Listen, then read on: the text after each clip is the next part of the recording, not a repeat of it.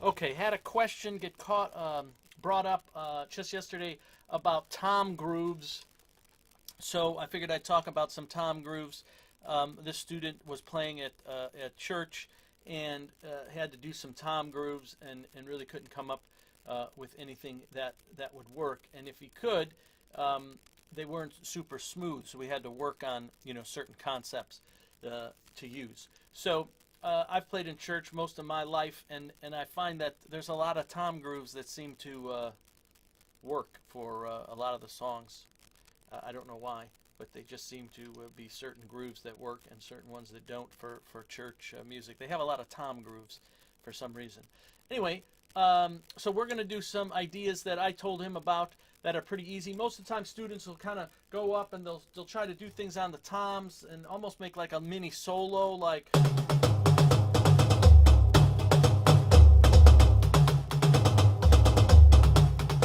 That's just too busy. It doesn't groove. There's really no concept. So what I like to do is I just keep a steady beat on the floor tom, 2 and 4 on the bass. It keeps the groove going, which is most of the time what people like you to do, is just keep a nice flow going underneath so the pianist or who's ever in the band can kind of do their thing. So a real easy one is just keep your 8th note pattern that you would normally keep on your hi-hat. Keep it on the floor tom, and you could keep a nice quarter note pulse with your bass drum if you want. So initially it's just this.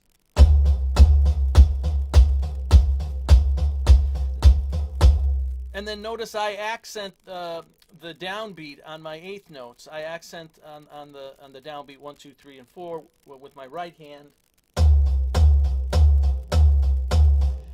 Gives it a little more groove, I always think, than just playing, right?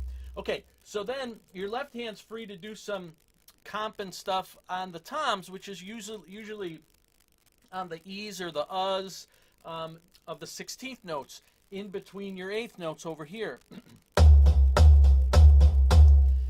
Sometimes you require a backbeat, sometimes you don't. Sometimes you put in the 2 and 4, sometimes maybe you just put in the 2 and then you do some tom fills, or maybe just 4.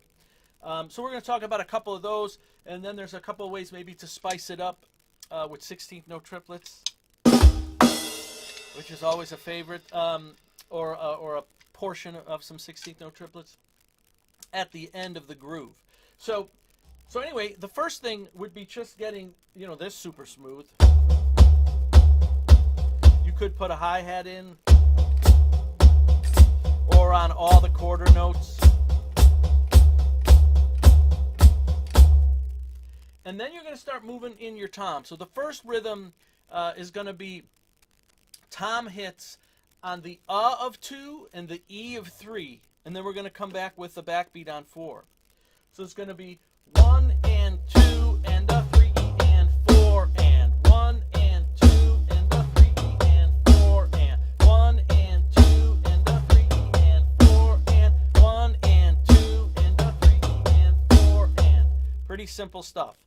Without me talking. My snare just fell down. Let me fix that. This isn't the Mike Johnston clinics. You know what I'm saying? This is a low budget here.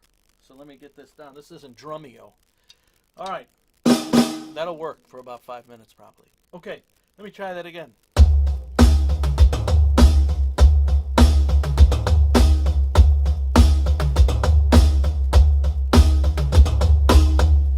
That's it. 8th notes, bass drum. You can get by with a lot of simple groove music, rock rhythm things with that tom groove. And then the next one, that's one that I've used a lot, is I just shift the 16th notes down one. Instead of putting the first 16th on the of 2, I just started on the E of 3, and I do the E of 3 and the of 3. And then I don't do a backbeat on 4 in this one. You'll hear it. I'll kind of accent my beat 4 with my floor tom. So that one's a little more, sounds like something like this.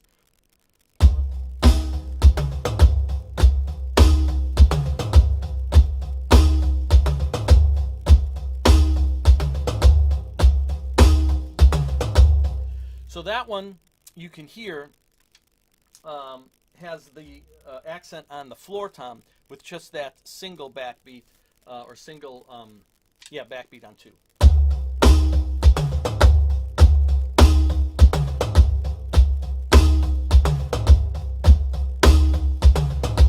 So those are some pretty simple ones. If you want to spice it up a little, you can put in at the end. I like to do, sometimes I play on the of the rhythm in both exercises. So you could play on that last of 4. You can do a little sort of that last antata, right, of the triplet, of the 16th note triplet for 4 and. So it would sound, first I'm going to just do the accent on 4. I'll do the first one that we did with the E, the 2E. 1 and 2, 4 and 1 and 2. All right, here we go.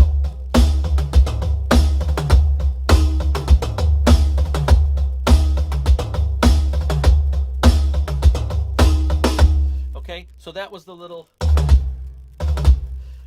Again, we could just do the accent. You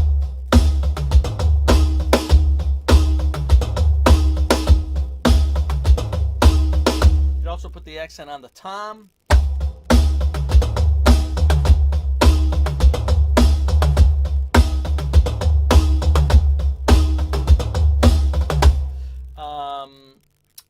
And so on. But I like that little pickup.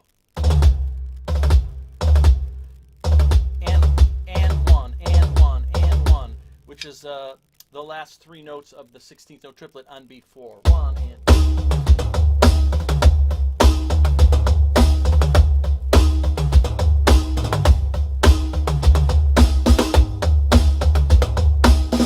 The other rhythm, 1 and 2 and 3 and 4, 1 and 2 and 3 and 4, and 1 and 2 and 3 and 4.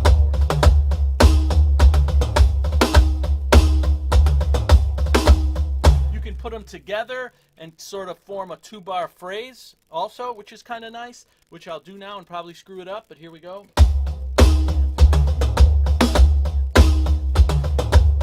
Told you.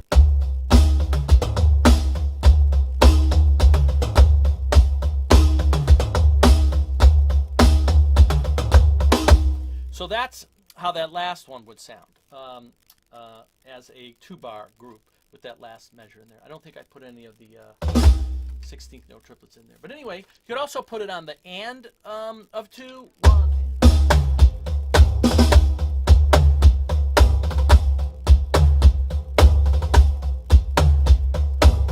That's another pretty popular one, just playing on the and a 2 and 4. Same thing though. 8th notes on your floor tom, quarter note bass drum, super practical, nothing fancy. Everybody can play it. Dynamics are important, that you're playing, you're thinking in terms of groove and not just like loud, you want it to groove.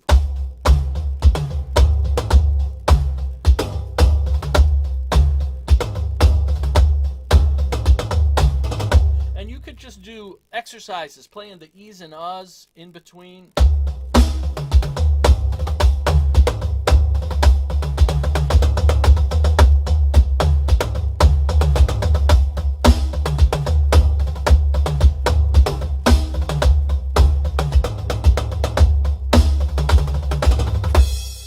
Had to put the 16th note triplets at the end. Okay, so anyway, that's kind of a bunch of stuff, but it's all easy. It's all just 16th notes. It's just 8th note on the floor tom, just like you would play on your ride.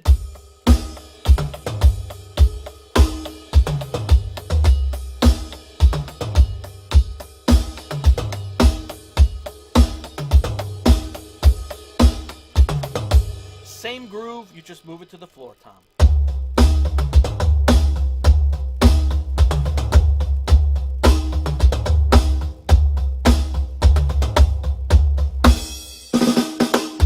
So there you go, Tommy S. I won't say your last name because of the millions of people that are going to be watching this video. So that's some tom grooves. I have the sheets for you. Anyone else wants some at my lessons? Of course, it's DW drum methods. Until I get sued by DW anyway, for using DW drum methods. However, I think I was DW before DW was DW. I think. I don't know how long DW's been around, but I've been around a long time, and I think I was around before DW, but I could be wrong. So it's DW drum methods until DW sues me. Then it'll be something else I'll figure out. It was tough to come up with DW drum methods. Took a lot of thought.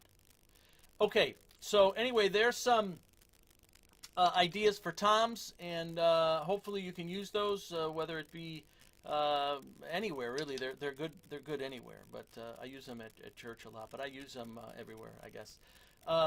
So anyway, there's some ideas. I got this whole two-camera system going, which I've not done before. So I'm hoping it works out. And of course, if it doesn't work out, you're going to hear me talk about a two-camera system with only one camera. That's interesting. Hang on. Which, by the way, everyone should know how to do that also. You know, you got to do the old drummer rim shot thing. If you don't know how to do that, you know, I don't think I need to waste a lesson on that. But, you know, pretty self-explanatory.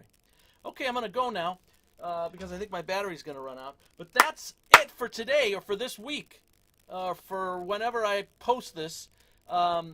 Tom Groove Ideas. That's the name of this one. This is video number 2 in a series of videos that are going to last well into my 80s, I think. I'll be coming in the wheelchair, and I'll be sitting down. I'll be going, this is a flam exercise.